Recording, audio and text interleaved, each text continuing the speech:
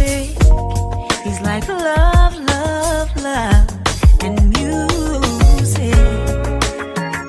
La la la, love, love, love, love, love, and music. Love, love.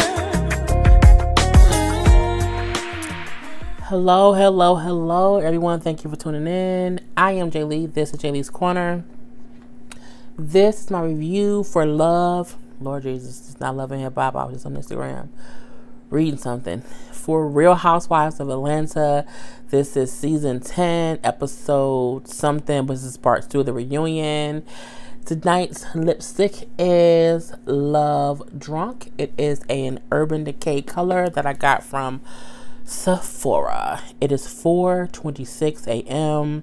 I am off work today, so that's the only reason I'm up late doing these damn reviews.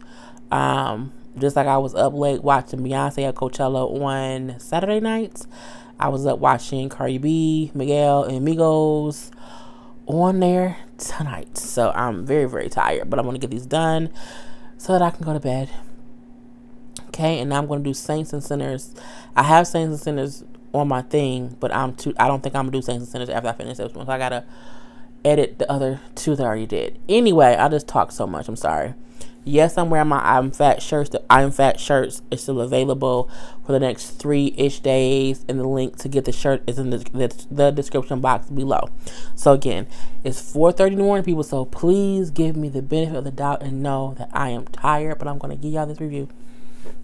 Excuse me, and I've been drinking, so it is what it is. So the episode picks up right where the last one left off, and we see how, well, no, not really, because it was the whole thing with Marlo and Portia, how when Marlo said about the whole doormat thing, how it was too small, how Portia reacted to it. Marlo said how their issue was really small and petty, because she said, I did feel like the welcome mat was small. I mean, it was what it was. And then they asked her, like, well, you know, you had the whole fan thing in Marlo's face. Do you remember that's the same thing that happened with you in Kenya, and why you end up fighting Kenya? Because you did not like her putting something in your face, so why would you then go and put something in her face? Portia would not even really acknowledge the comparison of the two. Well, I remember, but I don't, what I'm saying, I don't care no more, and I'm saying it was what it was, and what I'm saying, I could care less. I've changed since then. Well, you haven't. You really have not. I think the only difference is Portia is quicker to not physically do something, because I think she know if I physically do something again, I'm going to be fired from not only probably this particular job, probably from this nation or wherever else. I think that's the only reason Portia does not physically do things now. I do not think Portia's any different. I think she snaps when she wants to snap, and that's just what it is. She then brings up Marlo's criminal record. I did not know the point of that. I think it was a thing of when them saying how Portia likes to do things and put her hands on people is basically abuse and assault. And Marlo basically being arrested for the same thing. Marlo supposedly was arrested for cutting up some girl's face. I'm like, really, bitch? I mean, I heard it before, but I think this is the first time they've addressed it, like, on the show. Like, I've heard, like, in the blogs or whatever. I've never heard Marlo speak on it and just say, something happened. I was also on probation and stuff like that, and all my 7 mugshots were not for, like, different charges. It was because if I was on probation, if I violated my probation, I got a new mugshot. I mean, at the end of the day, you still did some things, and you got arrested for some things. But again, she said she's older and she's wiser now. We know she damn near wiser. I don't know. We know she's older. I don't know if she's wiser. So, they then get to Portia, asking her why she did not take Nene's advice. When Nene said, why not just apologize to all the ladies together and just say, hey, I fucked up. And she said she felt like because I'd already said sorry. I'd already said sorry. I had already, did it once, twice, 3 times a lady, and they just were not ready to accept my apology. But I feel like when you apologize too quick and you realize the person that you did something wrong to isn't ready to accept, there's nothing wrong with giving them a little bit more time and then apologizing again. And I don't care what anybody else say, that's my opinion. We then see how Portia, because Kenny then says again, sometimes I don't think you really got what happened, and that's the thing, you gave this fake blanket apology. Portia then tries to, and I'm going to say try to because her whole attitude about it was some bullshit, if you ask me. I think it's because she still feel like I apologize enough, even though she still really didn't. Let's not go there. You know, she just says how she, I'm sorry. It's cause my thing. It's because she keeps saying I'm sorry for the situation. I'm sorry for the part I played in the situation. I think she said something like, you know, it was unfortunate. I don't want to go that far, you know, whatever. It don't matter to me at the end of the day. You know, Candy just says like, okay, let's leave it here so that no one can come back and ask us any more questions about it, and we can leave it alone. It is what it is, and they shake hands. Now, Cynthia, like, can y'all hug? Cynthia, stop. No. Hugging would be fake. They're not cool like that. And Candace told y'all before, it ain't a thing of let's make up. It's a thing of I don't want to discuss it anymore. She said what she said. I feel how I feel. Let's move the fuck on about it. And maybe later on down the line, down 2, 3, 4, 5 seasons, you know what I'm saying, we can get back to even a iota of what it used to be. But right now, it ain't happening that way. Nene and her rape joke that they discuss. You know, Nene took account for what she did with that rape joke the way I wish Portia would have took accountability for what she said about Candy. Nene fully admitted what she said was wrong, even though she kept explaining. The girl said something to me, you know, she was a heckler. She said something to me, and I was in the middle of this Uber joke, and I just said the wrong thing. I was completely wrong. It was a bad joke. I should not have done it. I feel like she's owned her mistake, and she's apologized for it, and she meant it. And she didn't apologize so that people will forgive her. She apologized because she really did not mean to offend, and she did not mean I have been in a position where I've said stuff quickly and was like, I shouldn't have said that. I was reviewing, I think, Teen Mom, and I called one of the girls a cunt. And I don't think I've ever used the word cunt before. And I was just talking, and it just came. I was like, why did I say that? I'm like, oh no, this is so mean.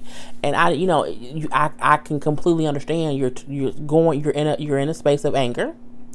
Someone's pissing you off, and you just say something just horrible, and you regret it the minute you say it. I think as long as you are sincere in your apology of it, people should be able to eventually get over it when you own it. Portia ain't really owned that what she said was fucked up. She haven't done that. And, you know, Nene owned, I said something fucked up and I shouldn't have, and I'm fucking sorry. So that's why she advised Portia the way she did, because it's the same way she was probably advised to handle the situation, and she did it. And now she back onto herself doing her little one-woman show. So, you know, she also says how she was not mad at Candy for making a business decision, because, like, I'm a businesswoman. And I think people get confused and think, well, because she said, you know, do you think that Candy could have pushed harder to get you to stay on the tour? And she said, no. My thing is, Candy didn't make the decision on her own. And they forget Candy is one of 4 people within the group. If the other 3 is like, no, you can't expect her to keep going to bat for Nene when in hindsight what Nene said was inappropriate. But even Nene said, like, it wasn't anything personal. You know what I'm saying? It was a business decision. I can completely understand it. And it was more a thing of not even the group escape sense of the damn promoters and the sponsors was like not trying to have her on there. So it wasn't, that was out of Candy's hands. So you can't do that kind of stuff. Marlo said how it hurts her when Kenya calls her a prostitute. Marlo, I call her Butch. Marlo is trying to play this. Marlo trying to get a peach. So Marlo trying to play this thing of, I'm not this mean, petty, bone collecting, drama filled person. I can also be very soft and subtle and say that things hurt my feelings. I'm sorry. You know what I'm saying? She trying to get a peach, and I don't feel like it's working. I think Marlo will still be a friend of the show. And in that capacity, she's fine. Marlo not ready to be a housewife with a peach. She isn't at all. Again, I told y'all before, she is not open enough to be a housewife. People still don't know what the fuck she does during the day or what she does during the night. Kenya just said, like, you know, well, we've asked you for years what your job is, and you can't come up with nothing. So, you know what I'm saying? I feel like you're a prostitute. You know, she then says, Marlo says, I dated a billionaire. I invested well, I have Marlo LLC. He purchased my home, my mom's home, and our cars. Okay, one by one. One, if you dated a billionaire and he paid you, no matter how he paid you, in a way, you're a prostitute. Let's just say that. In a way, you're a prostitute. I don't think she's on the corner selling it. I think Marlo dates wealthy men and they give her money.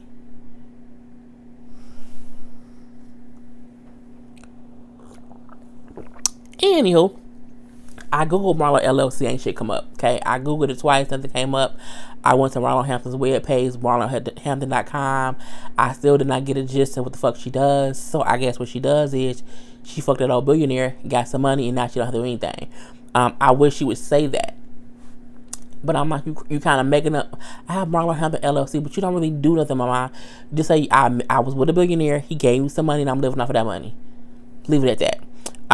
Portia talking about how no one should call someone a prostitute unless they have, accurate, if they have proof. But I'm like, Portia, Portia literally works on Dish Nation where they talk about things sometimes with no proof. Sometimes it's all alleged. So for Portia to say we should not be on the show saying anything without any proof after you went a whole season accusing Candy of possibly wanting to rape you with no proof. Portia, shut the fuck up, okay? You are a hypocrite at this particular point. Even Kenya bringing up how Portia at one point called her a prostitute and said that she was dating some African and some one-eyed dude. I'm like, that was funny. Yeah, one-eyed girl, bye. So yeah, Portia, shut up.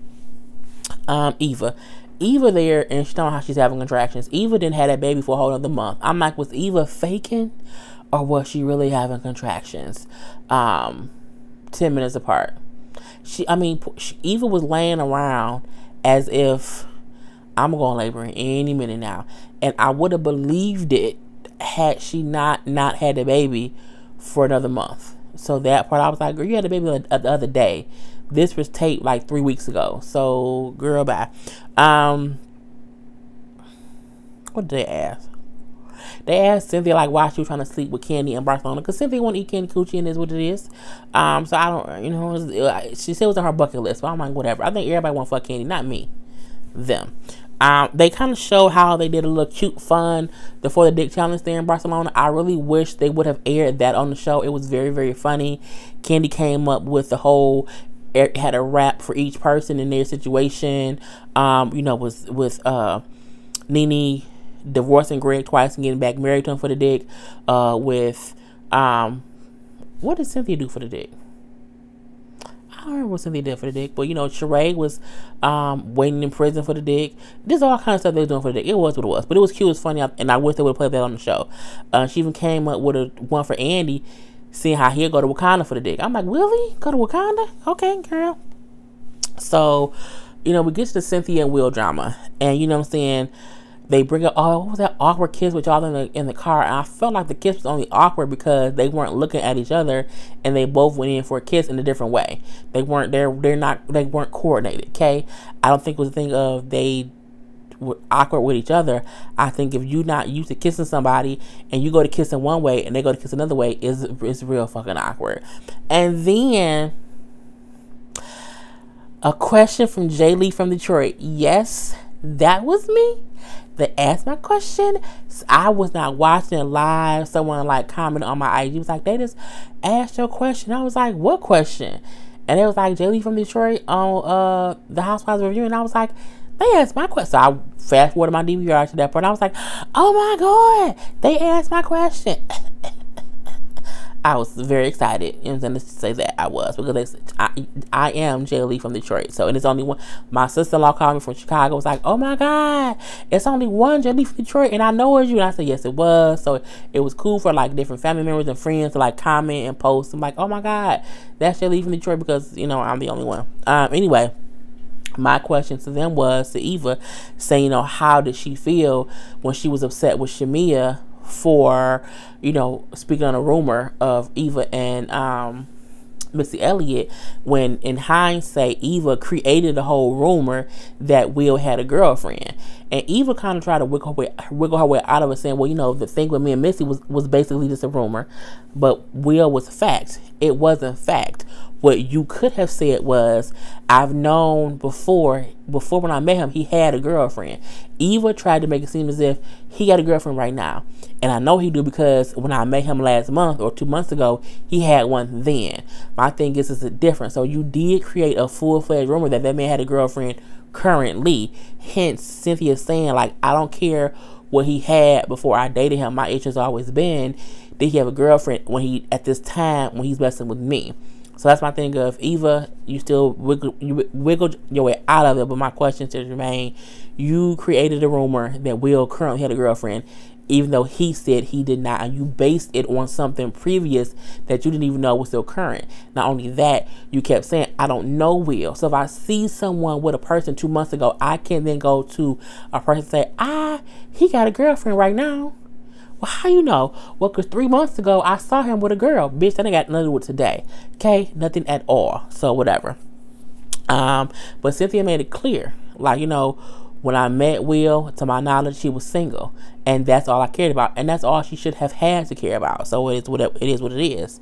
They even get into why she didn't want to get information from Portia about Will if Portia knew something different. And Cynthia said, well, the history with me and Portia, and when she make up stuff about people, you know, they like the whole thing with Portia saying what my ex was doing. When she was saying how Peter was out here cheating with girls and messing with young girls or whatever, that was an issue. So my thing is, I would not believe if someone told me my ex-husband was doing A, B, and C, and I knew they was lying, and I knew they were lying about it.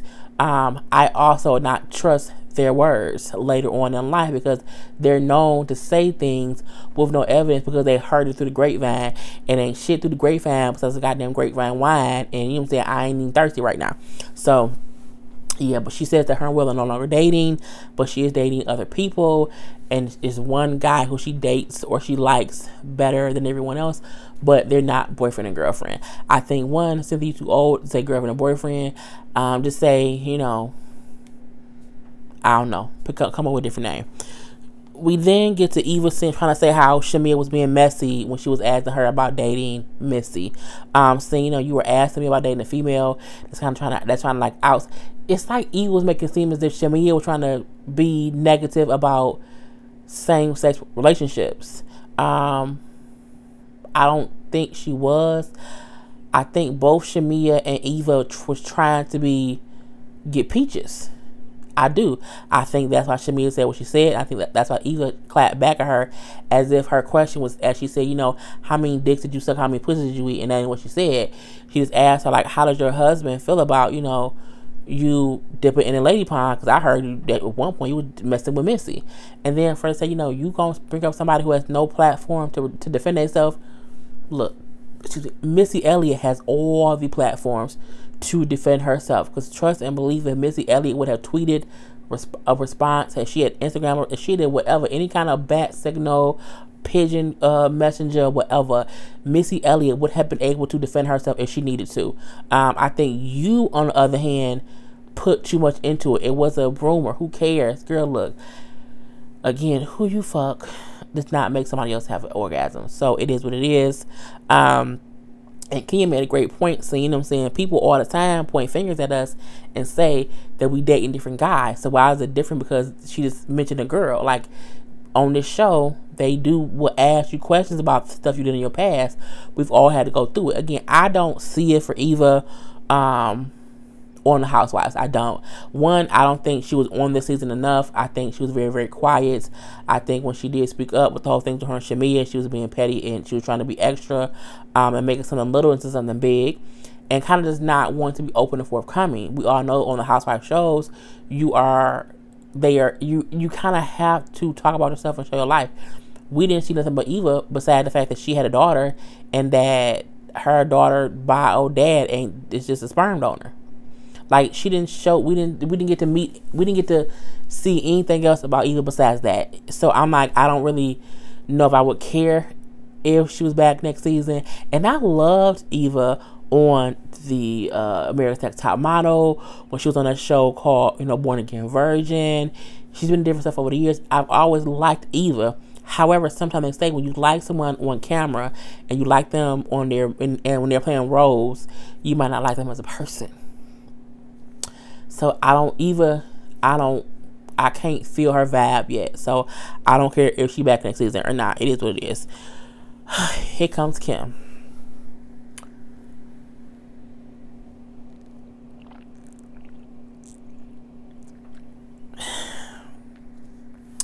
Kim walks out holding her shoes and a red cup in her hand because she can't walk in the shoes. Okay. Her lips look like somebody punched her in the mouth and they just swelled up like this. Her lips look bad. Kim's face looks bad. I don't like Kim. I said it before.